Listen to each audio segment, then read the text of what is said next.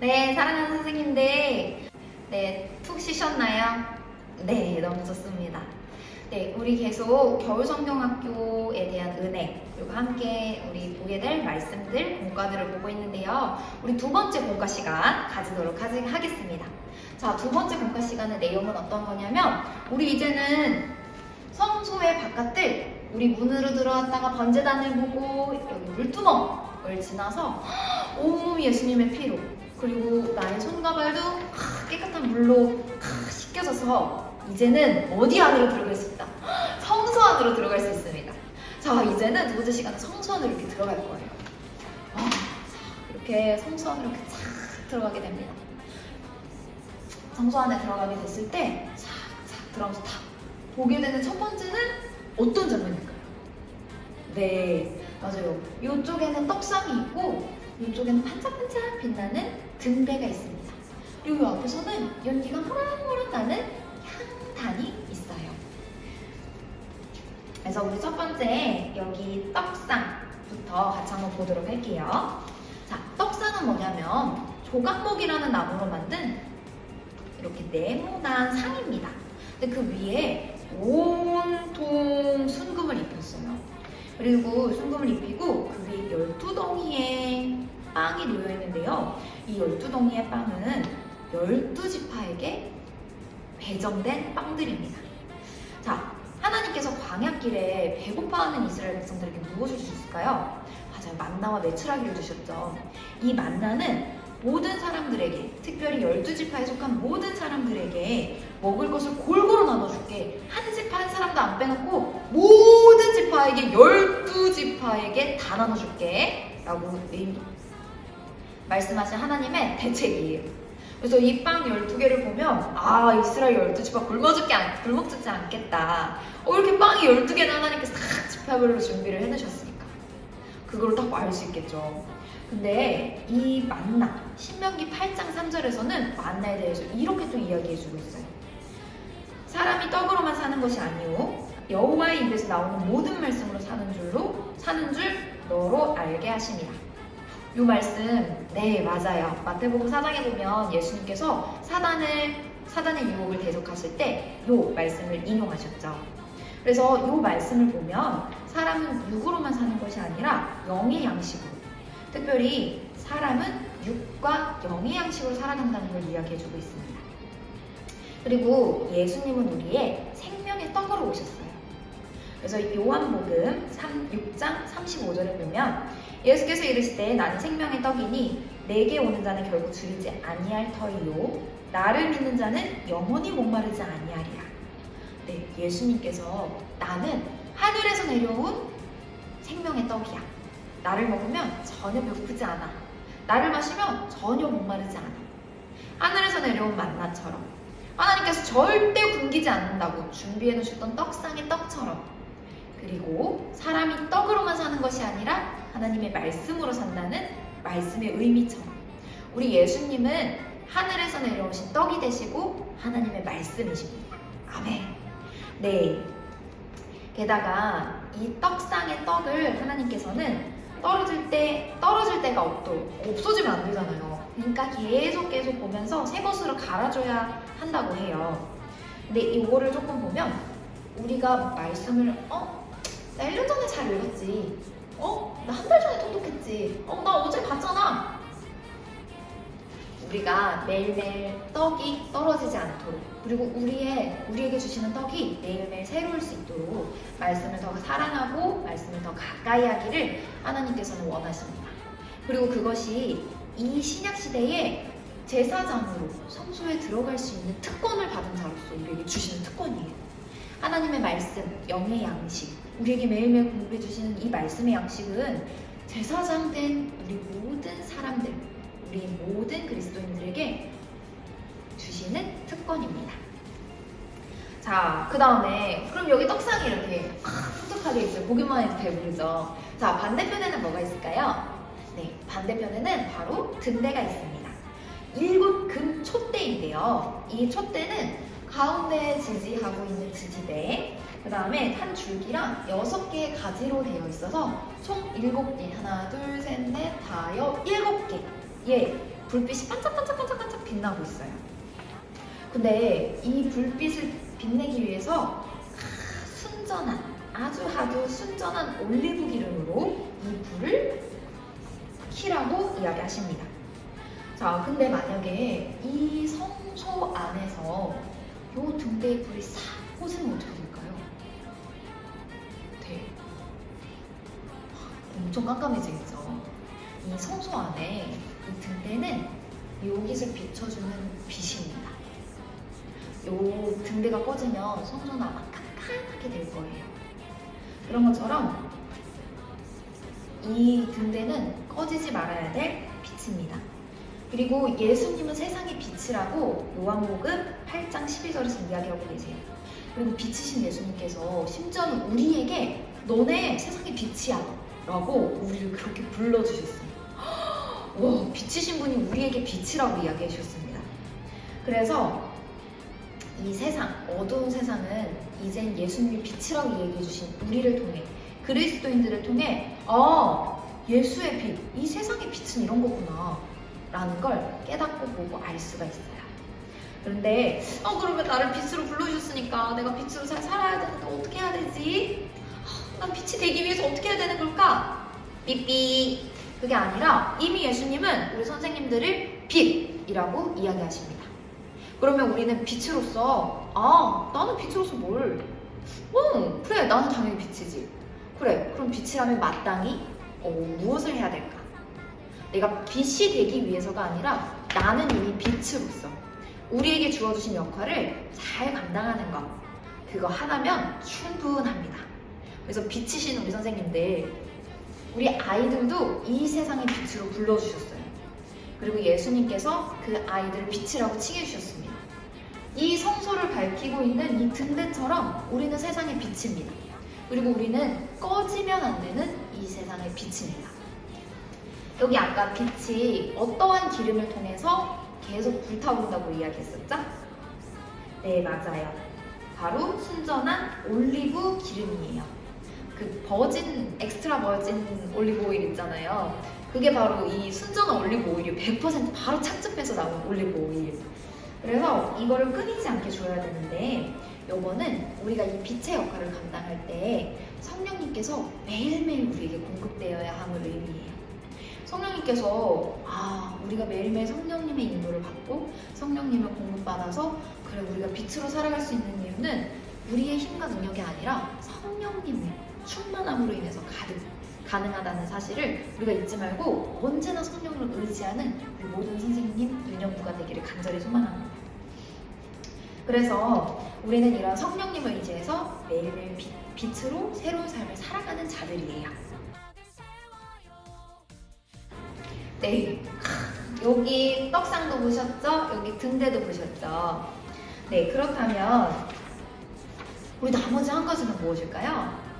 네, 바로 여기 있는 향단, 향이 이렇게 쏠쏠 올라오고 있는 향단입니다. 이 향단은 이름 그대로 향을 피우는 곳이에요. 이 향은 하나님께서 아침에 한 번, 저녁에 한 번, 하루에 2번 꼭꼭 피우라고 이야기하셨고 절대로 이 불을 꺼트려서는 안 된다고 이야기하십니다.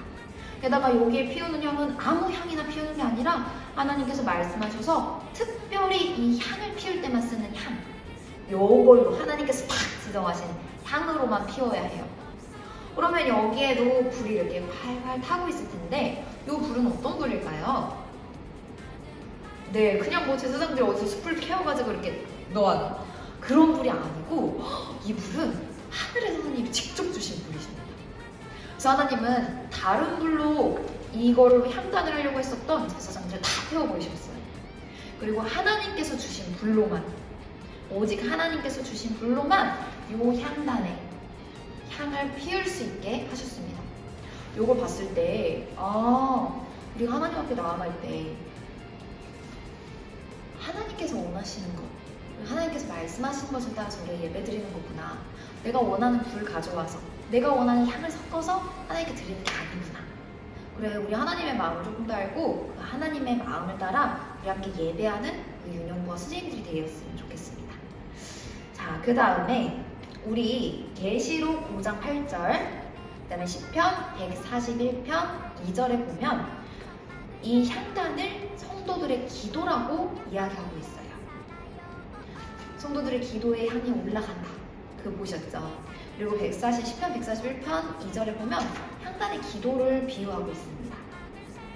그래서 이 기도는 우리가 떡을 먹고 그리고 우리가 어디 앞길을 하나도 알지 못하는 그 깜깜한 곳에서 빛이신 예수님이 우리를 등불로 비춰주시고 성령님께서 매일매일 새롭게 우리를 인도해가세요. 그래서 우리가 무엇을 먹을까? 무엇을 입을까? 무엇을 해야 되는 거지? 어떻게 가야 되는 거지? 우리의 모든 고민들을 이미 떡상과 증대에서 끝내셨습니다. 그리고 이 향단에서는 그럼 어떤 기도를 드려야 되는 걸까요? 이 향단은 바로 성도들의 중보 기도입니다. 우리에게 맡겨주신 영혼, 우리에게 맡겨주신 아이들, 우리 서로 같이 함께하는 선생님들, 가족들, 세런들, 우리 직장에 있는 많은 사람들, 우리가 만나는 우리에게 맡겨주신 수많은 영혼들, 그 영혼들을 올려드리는 기도가 바로 이 향단의 기도예요. 그래서 이 향단을 우리 마음속에 탁 올 때는 하나님께서 나를 먹이셨고 하나님께서 나를 인도하고 계시고 그 모든 것이 풍족한 그 상태에서 그래 나에게 맡겨주신 사람들, 내 영혼들, 그 영혼들을 위한 기도, 그 기도가 끊임없이 하나님 앞으로 올라가고 있다는 걸 의미합니다. 네, 자 이렇게 우리 성소도 함께 보셨어요. 우리 성소는 너무 멋있지 않아요?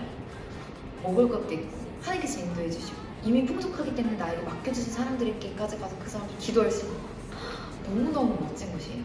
그리고 이것은 신약의 제사장으로 불러주신 우리에게 얘들아 제사장은 이렇게 사는 거야. 내가 너네를 먹이기 위해서 항상 이렇게 준비하고 있어. 내가 너네에게 성령을 항상 공급해서 성령으로 너네가 어디로 가야 될지 빛을 비춰주고 있어. 그리고 너에게 맡겨진 그 영혼들을 사랑할 수 있게 기도할 수 있도록 우리에게 향단까지 준비해 주셨습니다. 이게 신약의 제사장으로 부름받은 우리가 마땅히 살아야 될 우리의 삶이라고 생각합니다.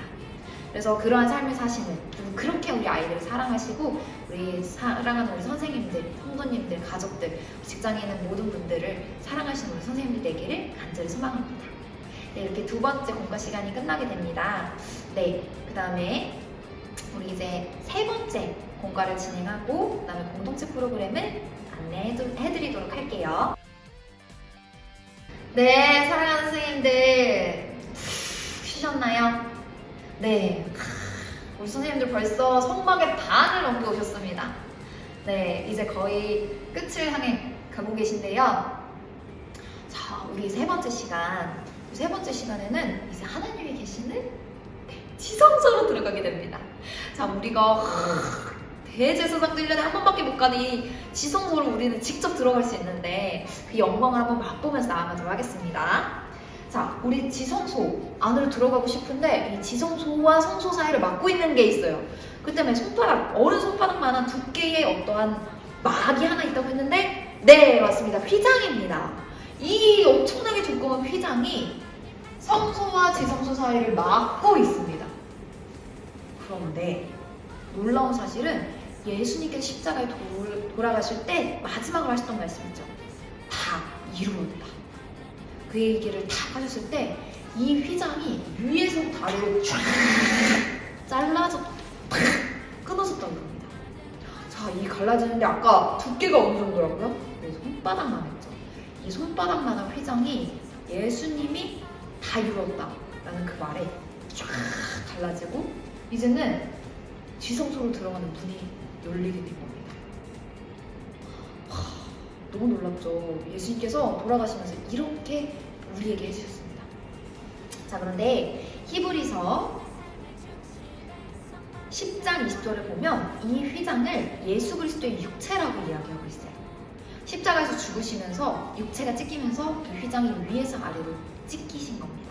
네, 그리고 이제는 새롭게 살 길, 우리 예수님의 피를 의지해서 대제사장들도 여기 지성소에 들어갈 때는 제사장들이 이 지성소에 들어갈 때 제물들의 피를 받아서 들고 갔던 것처럼 우리가 예수님의 보혈만을 의지하고 이 지성소 안으로 휘장을 지나 지성소 안으로 담대하게 들어갈 수 있습니다. 그래서 우리는 이제 우리를 위해서 죽으신 예수님의 피를 의지해서 지성소 안으로 휘장을 통과해서 들어갑니다. 자, 우리 이렇게 들어가게 됐을 때 딱 보이는 게 있어요. 이 지성소 안에 딱 이거 하나를 두기 위해서 만들어졌거든요. 그건 바로 언약궤입니다. 언약궤. 너무 있어. 네, 언약궤. 이름 그대로 언약의 돌판을 안에 두고 있는 큰 괴짝입니다. 이것도 똑같이 조각목으로 만들어졌고 정금으로 위 안팎을 다 씌웠다고 해요. 그리고 이 안에는 언약의 돌판이 들어가 있습니다. 그 위에 뚜껑이 있고요. 그 위에 두 그룹, 두 천사들이 이렇게 날개를 맞대고 있는 이 덮개가 하나 있습니다. 그래서 하나님께서는 이 지성소, 특별히 이 그룹들이 두 개를 여기 대고 있는 요 곳에서 하나님의 영광을 드러내신다고 약속하셨어요. 그리고 이곳에서 하나님은 모세를 만나시고 이스라엘 백성들에게 전할 모든 말들을 모세한테 일러주시기를 원하십니다. 이렇게 언약궤는 하나님을 만나는 곳입니다. 그리고 하나님의 영광이 있는 곳이고요. 하나님의 말씀이 들려지는 곳입니다. 그리고 심지어는 히브리서 4장 16절에서 우리가 하나님의 긍휼하심을 받고 때를 따라 도우시는 은혜를 얻기 위해서 보좌로 담대하게 나아가라. 이 보좌가 바로 이 언약궤 여기 있는 그룹들 천사들 사이에 있는 이 공간이거든요. 이제는 히브리서에서 이렇게 얘기합니다. 대제사장이 1년에 딱 한 번, 그것도 온몸을 깨끗하게 해서 번제물로 피를 받아가지고만 들어갈 수 있었던 그곳에 이제는 하나님께서 우리를 제사장으로 불러주시고 예수님으로 인해서 여기에 들어갈 수 있는 하나님의 보좌 앞, 언약궤 앞으로 들어갈 수 있는 문을 열어주셨습니다. 그리고 우리에게 때를 따라 도우시는 은혜를 얻기 위해서 그 은혜를 하나님한테 받기 위해서 이 보좌, 언약궤 앞에 있는 이 보좌로 담대하게 나아가라고 이야기하십니다. 그래서 사랑하는 우리 선생님들이 우리의 마음속에 예수님을 모시고 성전이신 우리 예수님 안에서 하나님과 함께 끊임없이 하나님께 말씀을 듣고 그리고 우리에게 도울 때를 따라서 돕는 은혜, 우리에게 때를 따라서 도우시는 은혜를 의지하여서 하나님 앞에 나아가는 이 언약궤 앞, 이 지성소가 정말로 세워졌으면 좋겠어요. 그리고 마음 간절히 하나님과 그 은밀한 모든 것들을 나누는 그 시간들이 선생님들에게 하나씩 더 늘어나기를 간절히 소망합니다. 네, 이렇게 세 번째 시간이 지나갑니다. 아이들이랑 공부할 때 세 번째 시간에는 이 앞에 지성소를 꾸며놓을 거예요. 그리고 그 지성소 안으로 아이들이 들어가게 됩니다. 그래서 우리 세 번째 시간에서는 아이들이 진짜로 대제사장이 돼서 보혈의 피를 의지하고 이 지성소 안으로 들어가는 시간을 가집니다. 네, 우리 세 번째 공과까지 들었는데요. 잠깐 쉬고 마지막 공동체 프로그램 같이 보도록 하겠습니다. 네, 선생님들 끝난 줄 아셨죠? 네, 우리 공동체 프로그램 이제 뒤에 이어서 본다고 말씀드렸는데 그건 견문이 불여일견이라고 100번 듣는 것보다 한 번 보는 게 나으시겠죠. 네, 그래서 우리 2월 18일 우리 성경학교 전주에 여기에 실제로 세팅을 해놓고 한번 선생님들이랑 우리 이렇게 공동체 프로그램을 진행해 보려고 합니다. 그래서 우리 선생님들께 프로그램에 대한 게임들 내용 카톡으로 보내드릴게요. 그래서 한 번씩 읽으시면서 이게 무슨 말일까 어떤 말일까 궁금해하시면서 오시면 아주 재밌게 아이들처럼 우리 함께 게임하면서 익혀가는 시간이 됐으면 좋겠습니다. 그리고 특별히 우리 선생님들 공동체 프로그램 시간 때 아이들에게 설명해 주시는 것들이 있어요. 그래서 이 설명을 위해서 우리 선생님들이 꼭 영상 많이 들어주시고 우리 보내드린 이 내용들 꼭 읽어주시고 그리고 기도로 준비하시고 그리고 마지막으로 기대하면서 즐거워하시는 우리 선생님들 되기를 소망합니다. 네, 그러면 우리 선생님들 너무너무 수고하셨고 네, 이 성막을 우리 마음속에 심는 우리 모든 시간들 되기를 소망합니다. 자, 그러면 안녕!